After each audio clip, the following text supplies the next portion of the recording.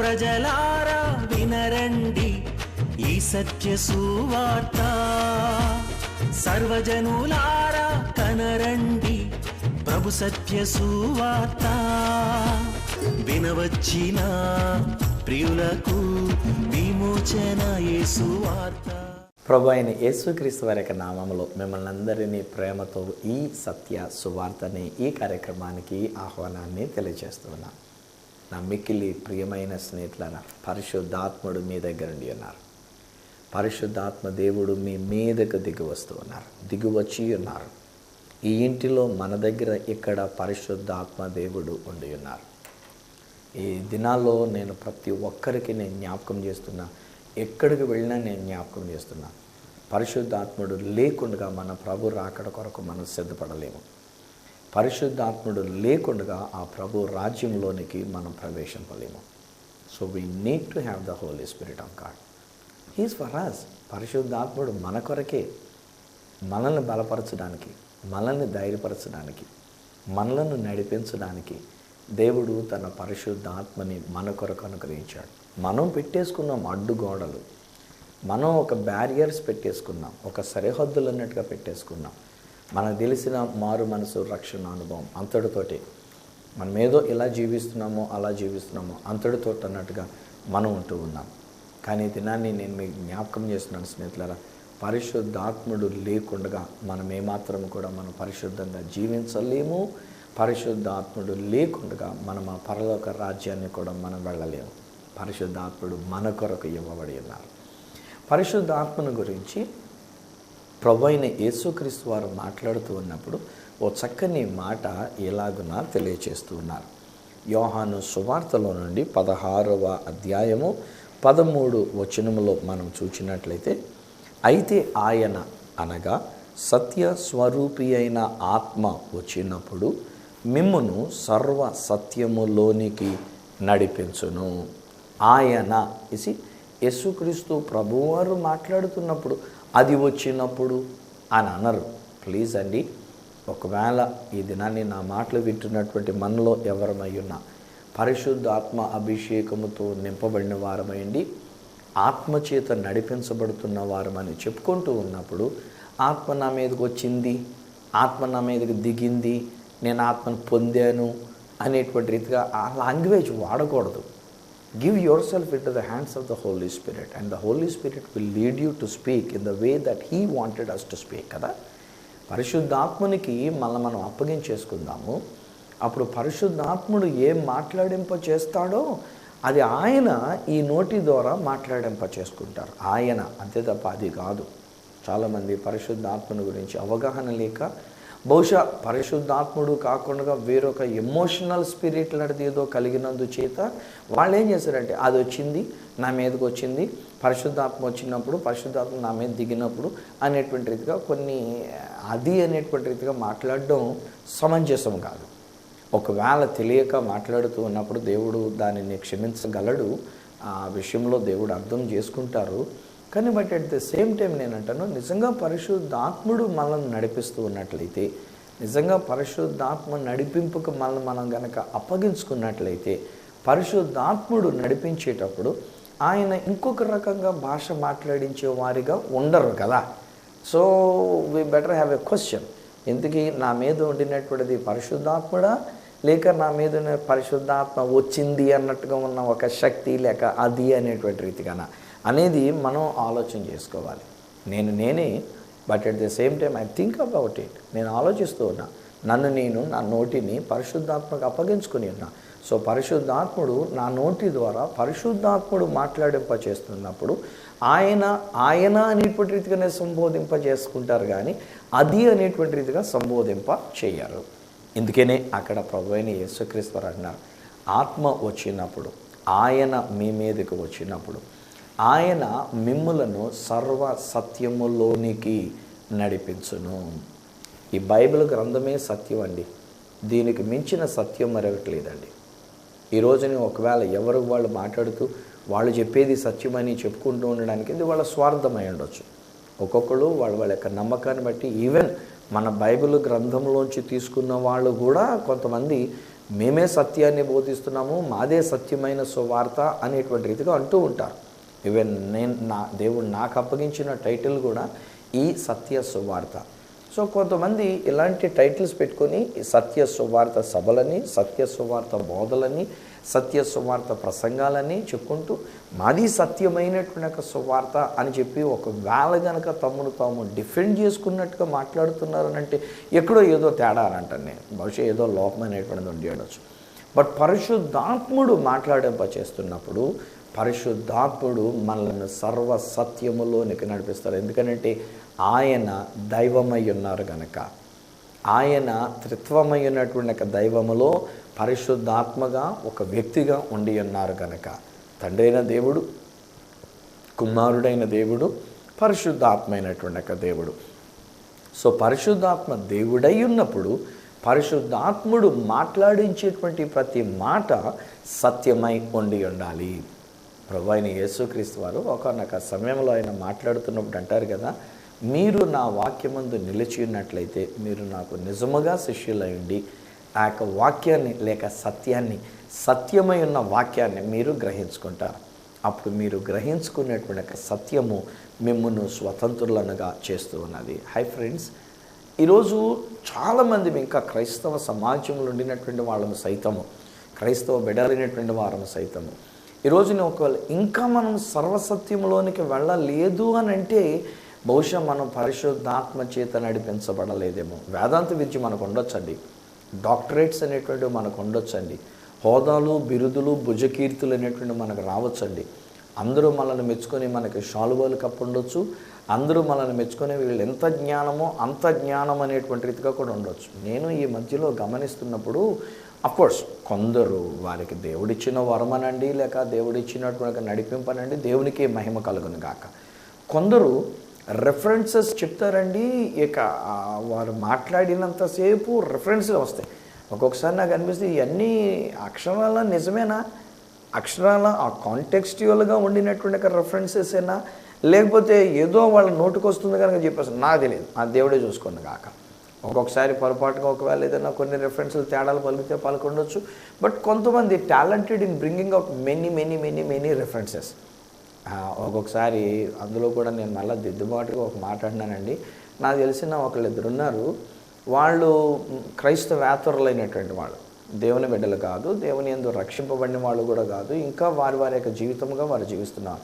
కానీ వారు నోరు తెరిచారంటే అన్ని బైబిల్ మాటలేనండి బాబు. ఆయన కంఠస్థంగా చెప్తారు, రెఫరెన్స్ చెప్తారు, బైబిల్ మాటలే వారు మాట్లాడుతూ మొదలు పెడతారు. అప్పుడు నాకున్న ప్రశ్న ఏంటంటే, బైబిల్ నాలెడ్జ్ అయితే నీ బుర్రలో ఉంది, కానీ ఈ బైబిల్ వాక్యం అనే సత్యం నీ హృదయంలోనికి రాలే. అందుచేత ఆయన ఇంకా రక్షింపబడినటువంటి ఒక వ్యక్తి కాలేకపోయారు.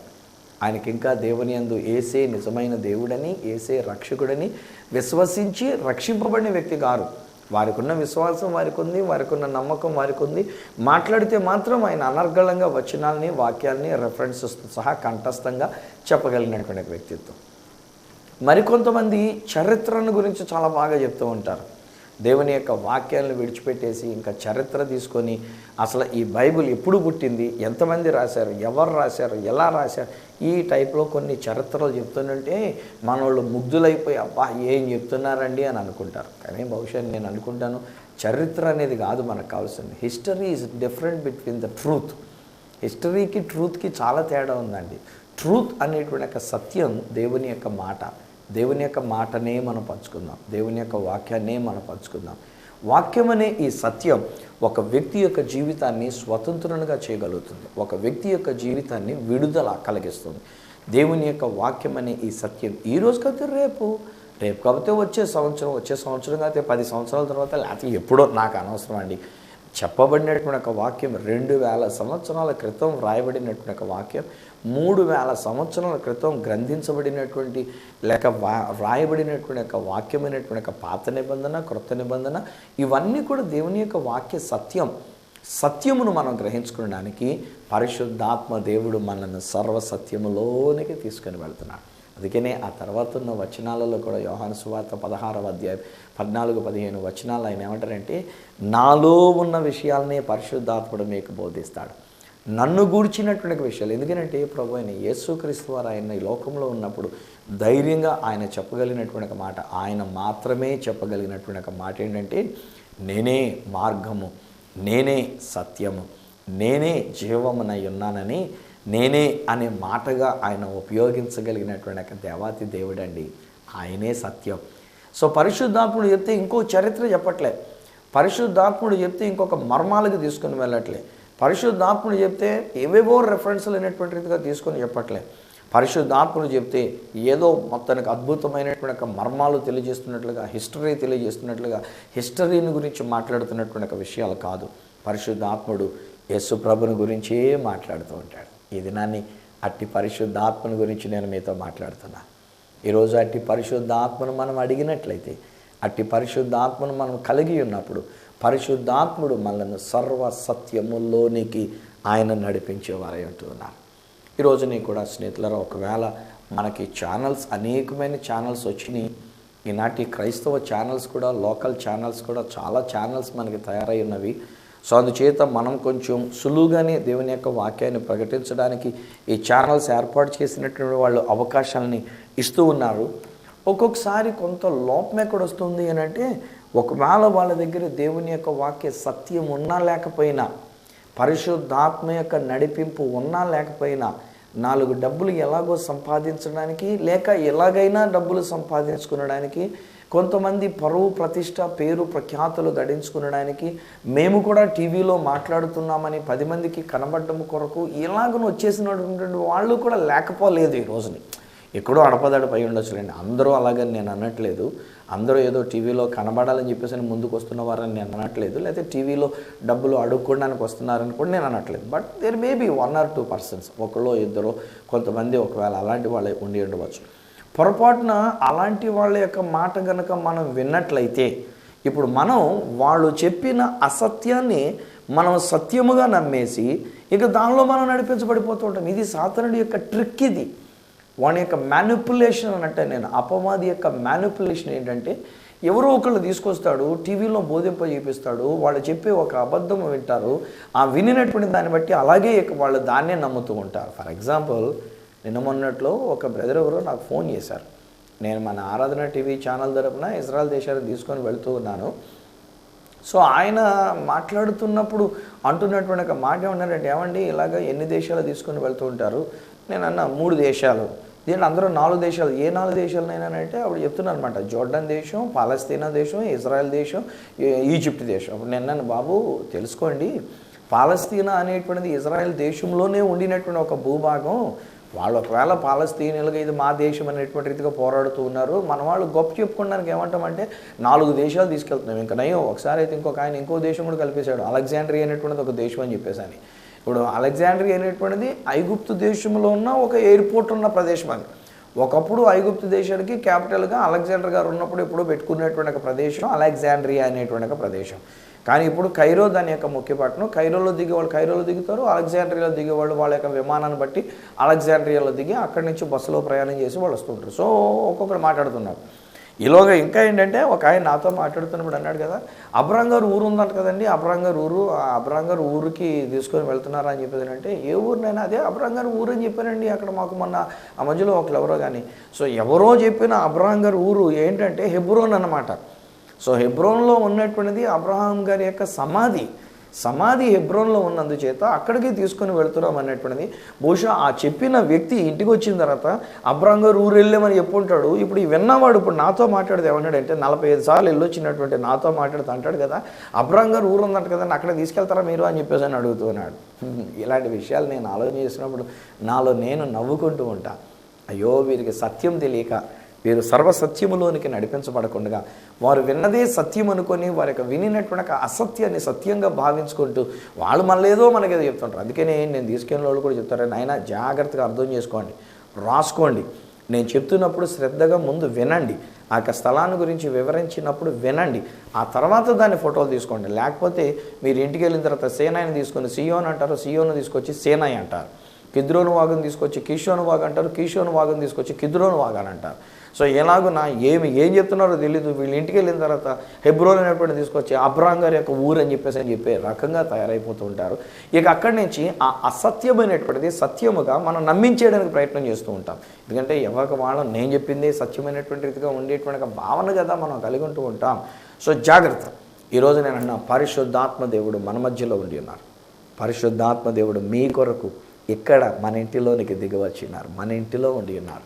2000 సంవత్సరాల క్రితం ఈ భూమి మీదకి అన్నట్టుగా దిగివచ్చినటువంటి ఒక పరిశుద్ధాత్మ దేవుడు ఆయన మనలను నడిపించడానికి, సర్వ సత్యములోనికి నడిపించడానికి he's here. Don't depend upon Suvartharaju. Even Suvartharaju also maybe is also possible for him to say mistakes. పొరపాట్లు చేయడం అనేటువంటిది సువార్తరాజుకైనా సహజం. అందుకనే కొంతమంది ఒక్కొక్కసారి నాతో ఏదైనా మాట్లాడేటప్పుడు, ఏదైనా విషయాలు వాదించేటప్పుడు కొంతమంది అంటూ ఉంటారు, ఏమండి పలానా ఆయన అన్నాడు కదా ఇలాగా, పలానా గొప్ప దైవజనుడు అన్నారు కదా అని చెప్పారు. నేను అంటాను, అయ్యా ఆయన గొప్ప దైవజనుడు, చెయ్యెత్తి నమస్కారం పెడుతున్నా ఆ దైవజనుడికి. కానీ ఆయన కూడా ఒక మనుషుడే.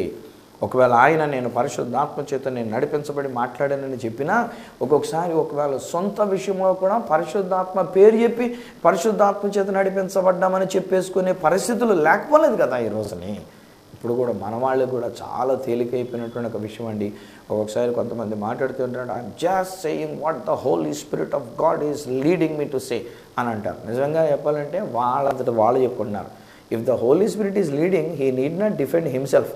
పరిశుద్ధాత్ముడు నిజంగా పరిశుద్ధాత్ముడు చెప్పిస్తుందంటే మన పరిశుద్ధాత్ముడు చెప్పమన్నదే నేను చెప్తున్నాను అని చెప్పుకొని నిన్ను నువ్వు కాపాడుకోవాల్సిన, ప్రొటెక్ట్ చేసుకోవాల్సిన అవసరత లేదంటాను. ఎందుకంటే అది పరిశుద్ధాత్ముడు కదా, ఆయన చెప్పించినటువంటి మాట ఆయన రుజువు చేసుకుంటాడు. నాకు ఎందుకంటే ఇలాగాను ఒకవేళ నేను ఇప్పుడు మాట్లాడుతూ మిమ్మల్ని నమ్మించడానికి, మిమ్మల్ని నమ్మబలగడానికి ఒకవేళ నేను ఈ మాట చెప్తూ పరిశుద్ధాత్ముడు ఏది నా హృదయంలో చెప్పాడో, పరిశుద్ధాత్మని ఏది నా చెప్పాడో అదే నేను చెప్తున్నా, పరిశుద్ధాత్మ మీ మీదకి వచ్చింది అన్నాను అనుకోండి, అక్కడే తెలిసిపోతుంది నాకు ఈలో లేదురా బాబు పరిశుద్ధాత్ముడు అని చెప్పేసి.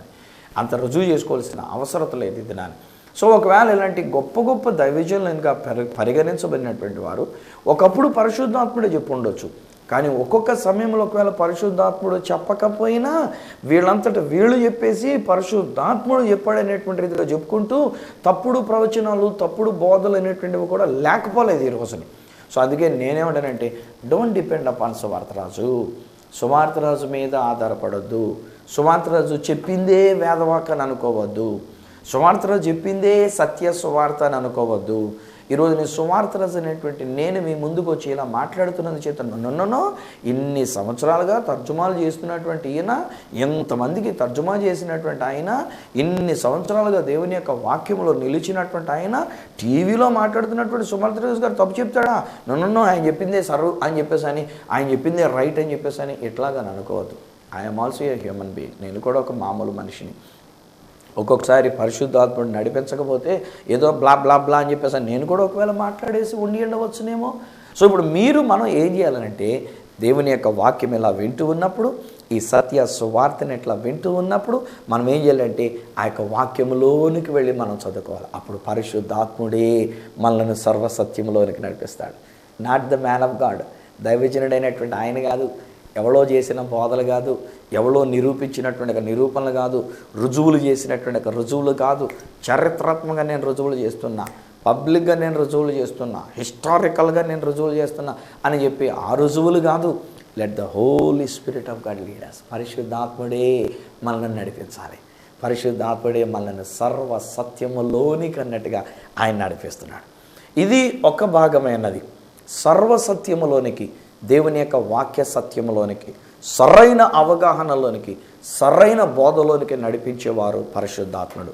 అదే సమయంలో ఆ మాట ఏంటంటే ఆయన మనలను నడిపించే దేవుడై ఉన్నారు.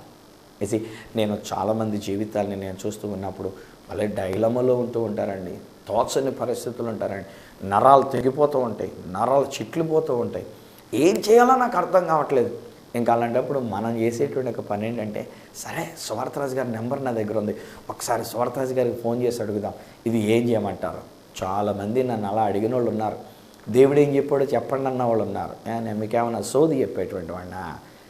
నేను దేవుడి దగ్గర కనిపెట్టుకొని, అయ్యా నిన్ను ఇది ఏమంటున్నాడు, నిన్ను అది ఏమంటున్నాడు, నిన్ను అక్కడికి వెళ్ళమంటున్నాడు, నిన్ను ఎక్కడికి వెళ్ళమంటున్నాడు అని చెప్పడానికి ఒక్కొక్కసారి పరిశుద్ధాత్ముడు ఆ విషయం జోక్యం చేసుకొని నడిపించకుండా ఉంటే మళ్ళీ మీరు ఏమైనా అనుకుంటారేమో, నా దగ్గర అంత పవర్ లేదనుకుంటారేమో, నా దగ్గర అంత నడిపింపు లేదనుకుంటారేమో అని నేను భయపడి దానికి షుగర్ కోటింగ్ లాగా నేనేం చేస్తానంటే, ఇదిగో బ్రదర్ మీకు పలానా చేయమని దేవుడు చెప్తున్నాడు, ఇది పరిశుద్ధాత్ముడు నాతో చెప్తున్నాడు, మీరు అక్కడికి వెళ్ళమంటున్నాడు, మీరు ఎక్కడికి వెళ్ళమంటున్నాడు, మీరు అది చేయమంటున్నాడు, మీరు ఇది అండి. జాగ్రత్త అండి.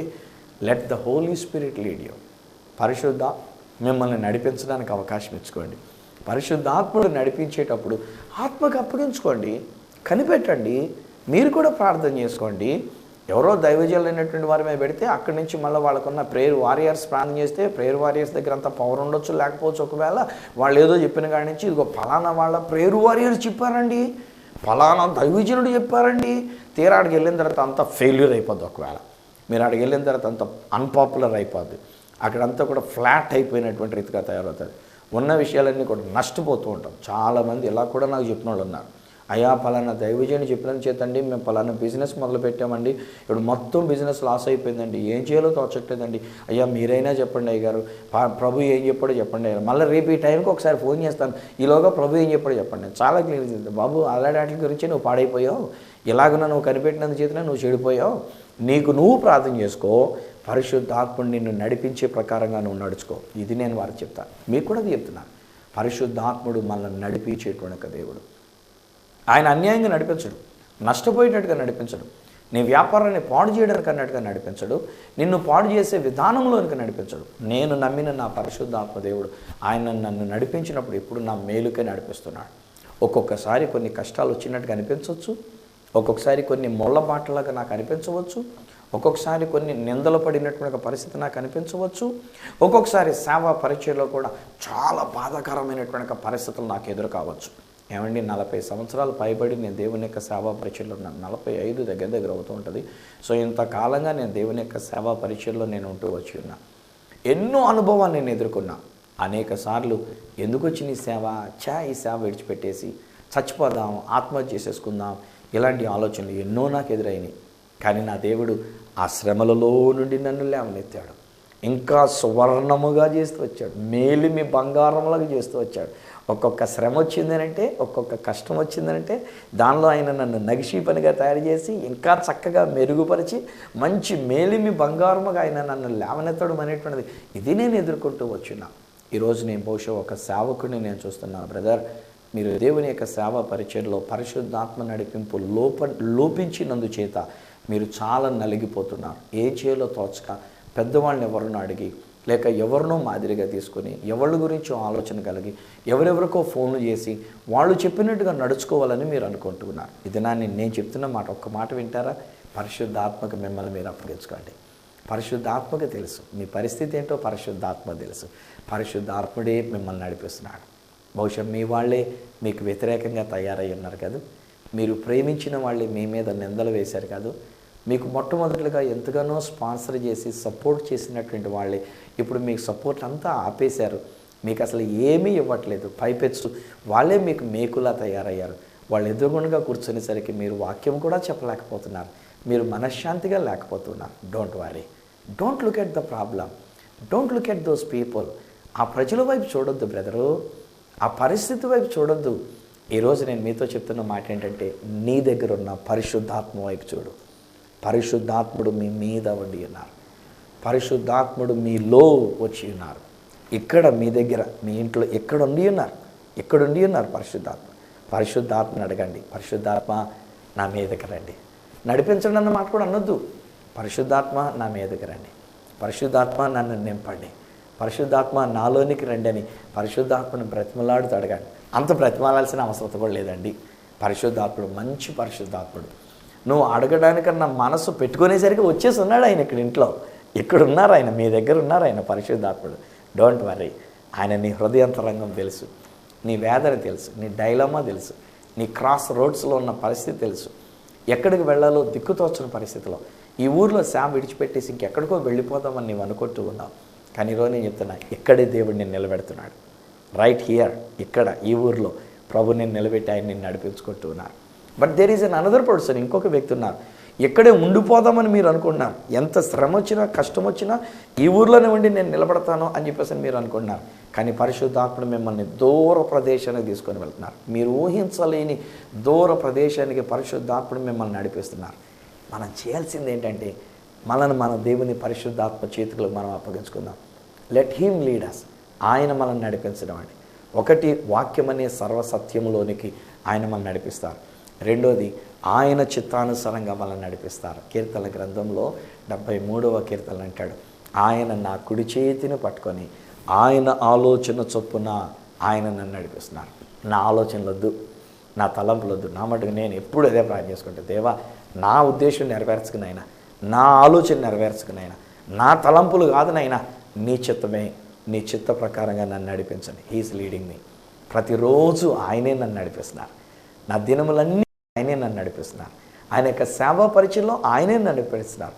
ఒక్కొక్కసారి సైలెంట్గా నోరు మూసుకొని కూర్చోరా అంటాడు ఆయన. ప్రభు సైలెంట్ కూర్చోండి. మనసులోనేమో, ప్రభా ఈరోజు ఆదివారం నైనా, ఆదివారం నుండి వాక్యం చెప్పకుండా ఎలా ఉండను అయినా.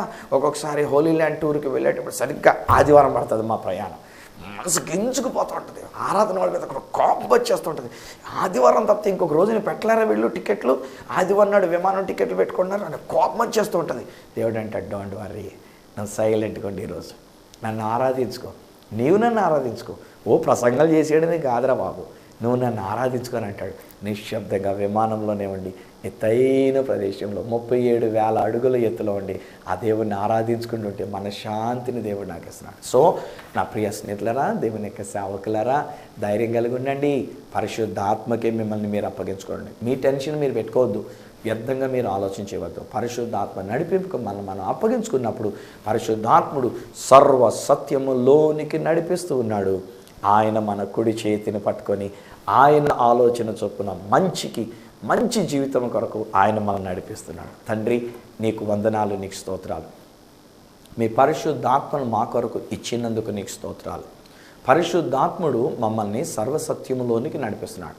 మేము ఎంతవరకు ఎంత చదువుకున్నాం కనుక, మేము ఇన్ని డిగ్రీలు చేసాము కనుక, సెక్యులర్ స్టడీస్ కూడా మేము చేసాము కనుక, హిస్టరీ చదువుకున్నాం కనుక, ఫిలాసఫీ చదివాము కనుక, థియాలజీ చదివాము కనుక మేము ఏదో పెద్ద బోధ చేసేస్తాం అనుకొని మా అంతటా మేము నడిపించబడుతున్నాం, మా డిగ్రీలు బట్టి నడిపించబడుతున్నాం. సారీ నాయన, ఇక మీదట పరిశుద్ధాత్మక మమ్మల్ని మేము అప్పగించుకున్నాం.